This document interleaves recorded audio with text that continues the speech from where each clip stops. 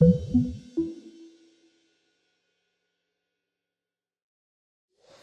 today's In Conversation With, I had the opportunity to sit down with the amazing Keely, who is both a Paralympian and a scientist. I want to give a big thanks to the Toyota Canada Foundation for enabling this conversation to happen. I hope you enjoy it as much as I did. So I am so thrilled to have the chance to talk this morning with Keely Shaw. Welcome, Keely. Thanks so much. I'm so excited to be here and have this conversation with you. I know you've had some pretty incredible conversations with some pretty incredible people, so I count myself very fortunate to now be in such honorable company. So let's just start from the very basics. Tell us first about like just a little bit about you and maybe we just talk about your journey. Absolutely. So, yes, I am a Paralympic cyclist. I have been to two Paralympic Games. I was fortunate enough to go to both Tokyo and Paris. But I've been fortunate enough to race my bike all over the world, compete at multiple world championships, two Paralympic Games, multiple World Cups. But the funny thing is growing up, I was 10 when I first decided I was going to go to the Olympic Games. I was going to go to Love the that. Olympic Games to play ice hockey. I was sure of it when I was 10. But when I was 15, I fell off my horse and I broke a blood vessel in my brain. So that left me with complete paralysis on the left side of my body. I was in a coma for somewhere between 3 days and a week. Every time I ask my mom, she seems to give me a different answer. I think that was probably a more stressful time for her than it was for me. But obviously, as I've gone through, it's been 15 years now since I've gotten hurt. I've regained quite a lot of function, so I'm no longer completely paralyzed. I have about 70% function on the left side of my body. So I ride a two-wheeled bike. You wouldn't notice my bike being different unless you were a bike mechanic and you kind of knew what to look for.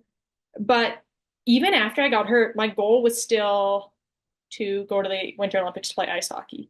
I was convinced that I could pick up exactly where I was and just enter back into my life, even though I was literally no longer in the same body. And that was really tough for me because hockey was such a huge part of my identity. And suddenly I can't hold my hockey stick with two hands anymore. I can't do a full stride length with one of my legs. The puck moves too quickly for me. My brain can't track it. And so I continued to play hockey because it was just such a part of my identity. If I wasn't a hockey player, I didn't know who I was. But then when I was in my undergraduate degree at the University of Saskatchewan, I had a classmate come up to me, and she was on the national team for wheelchair basketball. And she said, Keely, I've heard about your story. I've kind of seen you move, and I think you'd be classifiable for parasport. So I went with her to see her sports scientist, and he kind of put me on a treadmill. He watched me walk, he watched me move, and he said, you're definitely classifiable, pick a sport. At that point, it was Oh, December in Saskatchewan. I'd heard we had a really good cross country ski coach around. So I thought I'd try cross country skiing. And it was so hard. I was so slow. I was so cold. So that was a very short-lived experience. But at this point in time, I had a bike, like a $200 steel frame Canadian Tire special that I'd been commuting back and forth to the university on. And I thought, I've already got the base level of equipment. Cycling's an individual sport. So maybe if I do go all the way, I won't have to move to be with the team. And so I started riding my bike and training. And in the spring of 2017, I entered my very first race in small town Saskatchewan. that's And from the moment I took the start line, I completely fell in love with the sport. It's like everything oh, that my heart was missing since I stopped playing hockey at the same level since before I got hurt. Cycling just fit oh. in seamlessly from the brute physicality to the camaraderie to the competitiveness. It was everything that I've been missing. That's amazing. I love that. And so then you, as you said, you were injured. What was that like to learn to re-navigate the world, with that, with the challenges that came after your injury? It's funny because the sports in the Olympics was actually always my guiding principle. That was the light that I chased. The first time I ever walked after I got hurt, it was maybe 6 meters in either direction. I was being supported by a nurse wearing this fancy white belt. And I got back to my bed exhausted because this is the most I've moved in a month. And I looked at the nurse and I said, when can I skate? And it's funny because when people will say, like, how did you do it? Being a 15-year-old girl is kind of tough as it is, let alone when your whole world is ripped out from underneath of you. And yeah, people ask, like, how did you do it? But in my mind, what other option was there? Of course, I look back now and I could have said, whatever, you know what, I'm disabled now and this is the identity that I have, and I guess I'm just gonna get through the best I can. But that never crossed my mind. All that was Mm. ever on my mind was moving forward and being the best version of myself I could be. It actually took a really long time before I realized that the best version of myself that I could be was actually different now than Mhm. it was before I got hurt. And I think if I could have realized that and accepted my new reality, my new body, the new way that I would navigate the world, it probably would have made the rest of my teenage years a lot smoother. You kept going, you were still super motivated. How did you decide what to study, and what has that journey been like for you? I am currently a postdoctoral associate at the University of Oh, Calgary. wow. And it's funny because when I first went into post-secondary school for my undergrad, I went into kinesiology or exercise science because that's what I love. That's what I'd always known. Yeah. But my goal was law. Okay. Like Well, it that's was, interesting. yeah. And I knew I needed a degree beforehand and I thought kin sounded cool, but my goal was law. Hmm. But it was not very long until I realized that one, I really loved what I was learning. And two, as I mentioned, I've always felt most comfortable in motion. And Oh, when you are pursuing law and you are practicing law, you don't spend a lot of time in motion. Whereas, like, don't get me wrong, as a researcher, I spend more time at my desk than I would like. But I also get up and go for a bike ride in the middle of the day when I need to clear my head. So that was really, as I started to learn more and more about the field of kinesiology, I was really able to tie it back to myself in such a unique way. When you know what it's like to not be able to wiggle your toes, the idea of all the human body can accomplish and the physiology behind it, the science behind it becomes so much more impressive and valuable because I don't take these movements for granted, right? absolutely. That's incredible. And it's such a significantly, I mean, as are many STEM disciplines, people don't understand how broad, the area and the field of study is.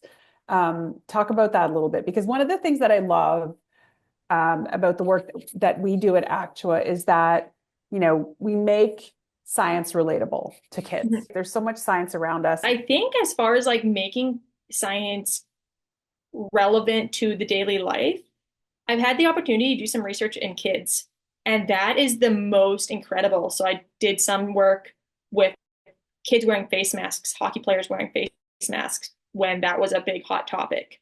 And all of the kids were so engaged and they wanted to know more. They wanted to know why we were doing what we were doing because they were hockey players. And I could say, this bike test that you're about to do is very similar to a period of hockey.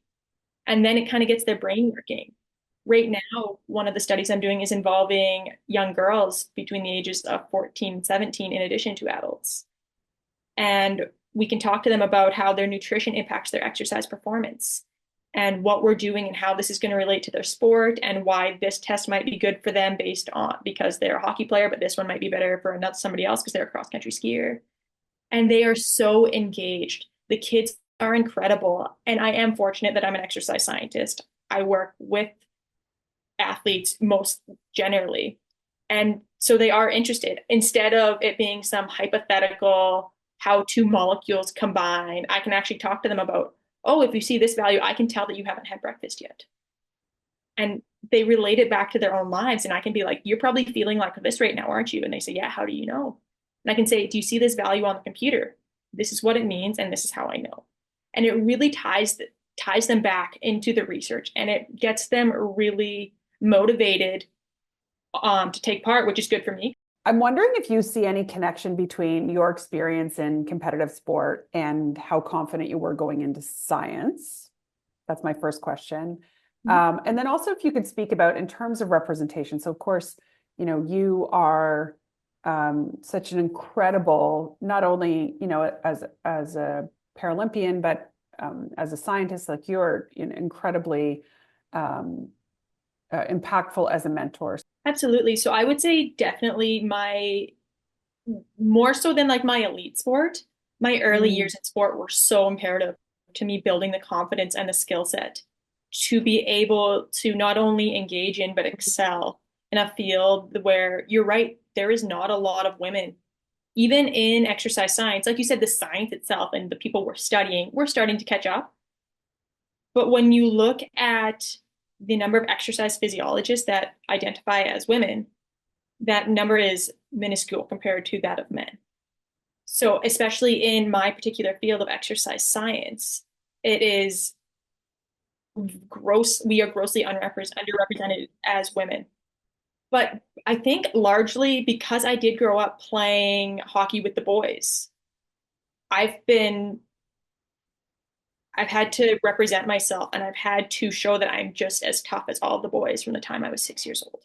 But I was also really fortunate throughout my graduate training that I had really great mentors who allowed, if I said, I want to do this, they wouldn't say, well, maybe dampen your expectation. That sounds like a lot for master's students. They said, great, well, how can we do it?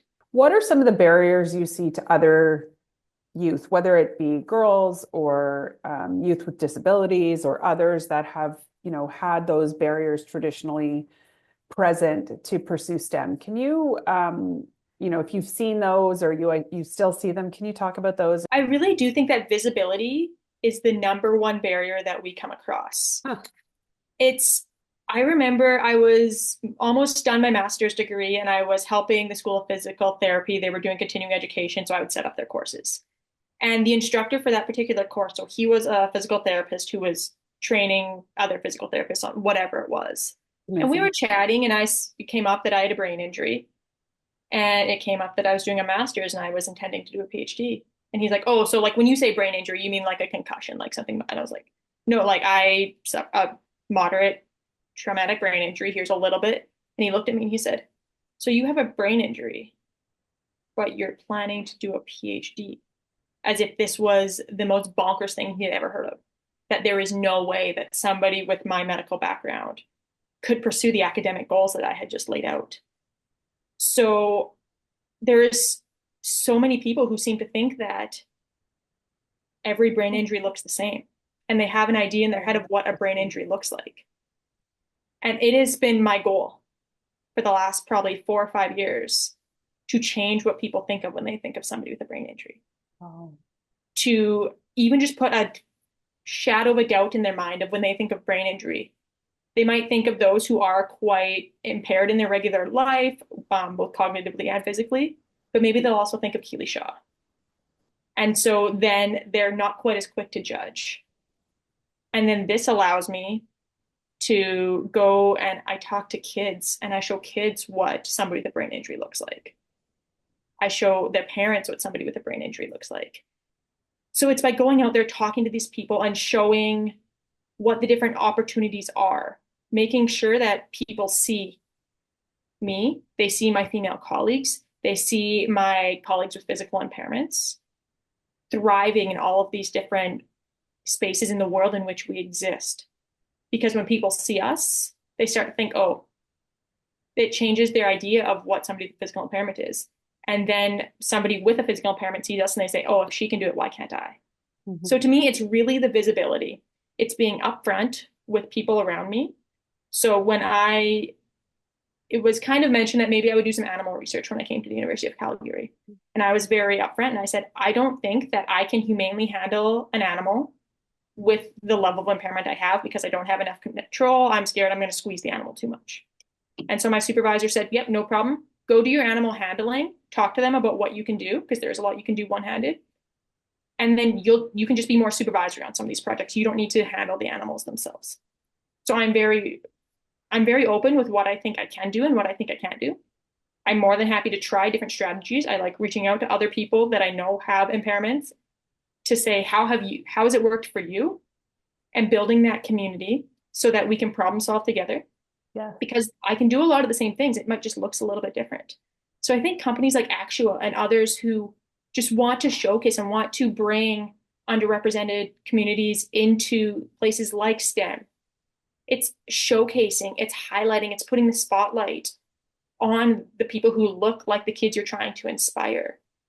Maybe it's women of color, maybe it's people with disabilities, maybe it's people who exist in all of the intersections of this. I think that goes above and beyond, because if you can see it, you can be it. Mm-hmm, mm-hmm. And so often these barriers that we've identified are things that can easily, it just takes the person in power or the person in charge or, to say like, okay, this is not actually a big deal. Like, let's just figure out a way around this. There's Yeah. always a way around it. What is your, like, what do you see as your next? I know you're teaching, like, tell us what you're doing now. I've taken a little bit of a step back just since Paris to Okay. really focus on work, to focus on teaching, to build up because it's a games year. You have to pour every ounce of your Okay. soul into the games in order to prepare for the greatest Mhm. sporting event on the planet. So kind of enjoying riding my bike for fun. I've been running, lifting more, just moving my body in different ways that I enjoy to celebrate what my body can do, because that's still something that I find so much value in, Mhm. is Mhm. just celebrating what my body can do instead of focusing on what it can't. And right now I'm in a little bit in a transition period where I am still planning to race. How much racing I'm going to do next year is up in the air, the level of racing I'm going to do.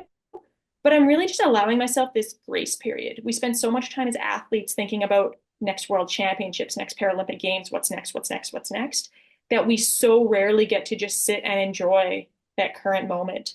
We so rarely get to sit and enjoy and say, I just became a two-time Paralympic medalist. So right now it's all about listening to my body, trying to pursue my academics with a little bit more vigor than I have been able Yeah. to.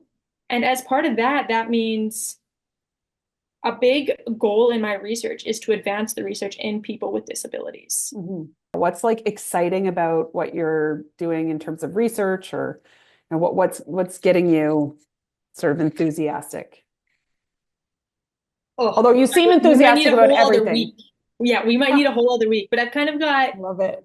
the two general things that I'm really excited for right now.